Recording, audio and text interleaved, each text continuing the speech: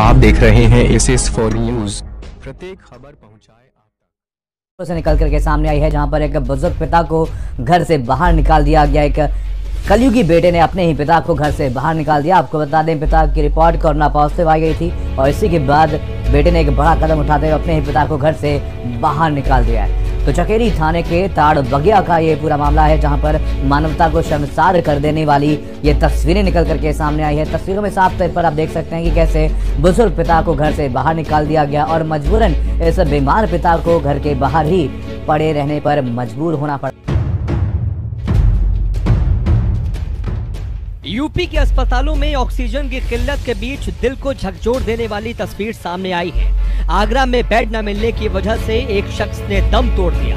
शख्स की पत्नी ने उसे बचाने के लिए हर संभव कोशिश की, लेकिन वो उसे बचा नहीं पाई। दरअसल रेनू के पति को सांस लेने में परेशानी हो रही थी। अपने पति की जान बचाने के लिए रेनू ने कई अस्पतालों के चक्कर काटे, लेकिन बेड की कमी की वजह से किसी अस्पताल ने एडमिट नहीं किया। इस दौरान रेनू ने पति की जान बचाने के लिए उसे अपने मुंह से भी सांस देने की कोशिश की।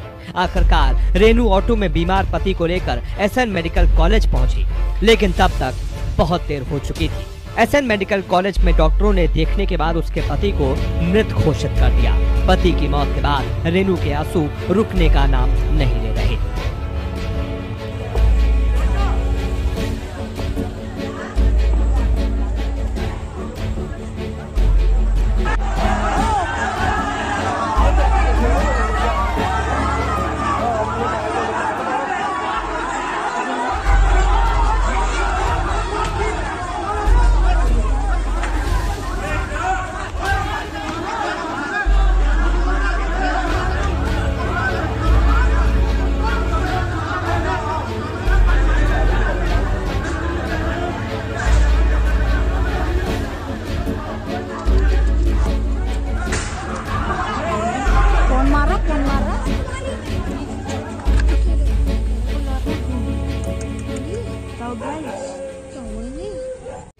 उदयपुर शहर में और ज़िले में लगातार पुलिस को और जिला स्पेशल टीम को ऐसी शिकायतें मिल रही थी कि कोरोना मरीजों के इलाज के लिए रेमडेसिविर के जो इंजेक्शन का प्रयोग किया जाता है, उसकी काफ़ी शॉर्टेज है और काफ़ी हॉस्पिटल्स में इसकी डिमांड है मरीजों के इलाज के लिए। इसको लेकर ये भी शिकायतें आ रही थी कि इसकी कालाबाजारी की जा रही है या निजी तौर पर इसकी जो है महंगे और ऊँचे दामों पर इसकी खरीद फरोख्त की जा रही है।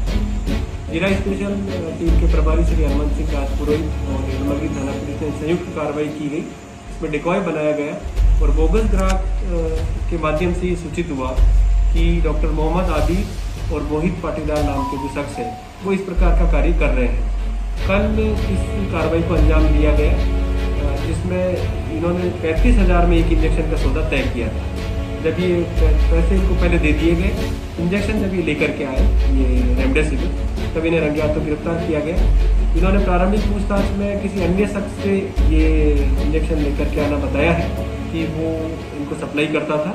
उसको ये 23,000 रुपये देते थे और आगे के रुपये बीच में कमीशन के रूप में लेते थे।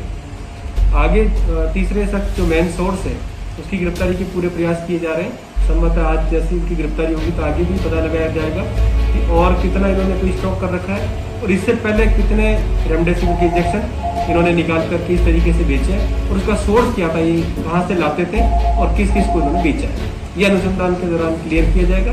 प्रकरण में दर्ज कर लिया गया इन दोनों के खिलाफ में आपदा प्रबंधन अधिनियम, EC एक्ट, औषधि नियंत्रण अधिनियम इत्यादि में, और थानाधिकारी हिरणमगरी श्री राम सुमेर इस मामले में अनुसंधान कर रहे हैं। सर, आगे किस तरह इसी को लेकर कार्रवाई की जाएगी? आगे भी हमारी नज़र बनी रहेगी। हमारी स्पेशल टीम, हमारी आसूचना तंत्र वगैरह इस पर नज़र रखा रखेगा। कोशिश करेंगे कि कहीं भी इस प्रकार की कालाबाजारी नहीं हो और इस प्रकार से खरीद फरीद हो रही होगी तो इसी प्रकार की कार्रवाई अंजाम देंगे। उदयपुर शहर वासियों से किस तरह की अपील करनी चाहिए? मतलब क्या शहर में अगर आपसे कोई इस तरह की सुविधा करे तो? मैं आपके चैनल के माध्यम से यही अपील करना चाहूँगा कि इस प्रकार की कोई शिकायत उनके पास आती है।